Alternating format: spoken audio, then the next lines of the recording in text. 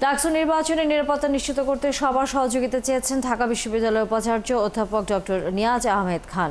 নির্বাচন নিয়ে কিছুটা আতঙ্ক থাকলেও ভালো কিছুই প্রত্যাশা করছেন তিনি। এই বিষয়ে ছাত্র সংগঠনগুলোর সাথেও আলোচনা হচ্ছে বলে জানান উপাচার্য। বুধবার এক সংবাদ সম্মেলনে সাংবাদিকদের এসব কথা বলেন তিনি। আইনশৃঙ্খলা রক্ষাকারী বাহিনীগুলোর সাথে আমাদের প্রক্টর অফিসের সমন্বয়ে আমি সাধারণত লম্বা চড়া কথা বলি না, বাগাড়ম্বরও করি না। প্রতিদিন যোগাযোগ হচ্ছে, প্রতিদিন। এক। ২ নম্বর হচ্ছে ছাত্র সংগঠনগুলোর সাথে আমাদের আনুষ্ঠানিক এবং অনানুষ্ঠানিক যোগাযোগ অব্যাহত আছে। সাংবাদিকদের সাথে ব্যক্তিগত পর্যায়ে এবং কোনো কোনো ক্ষেত্রে আমাদের অ্যাজ এ কালেকটিভ যোগাযোগ প্রতিদিন একাধিকবার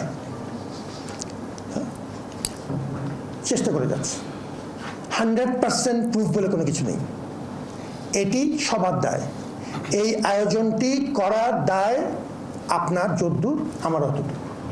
সবাই চাচ্ছে দেখেই সাহস করে পথে নেমেছি। সবাই চাচ্ছে দেখে এই সাহসটুকু বুকের মধ্যে ধারণ করছি। আপনি আমার হাত ধরে আছেন দেখেই এই জায়গায় আছি।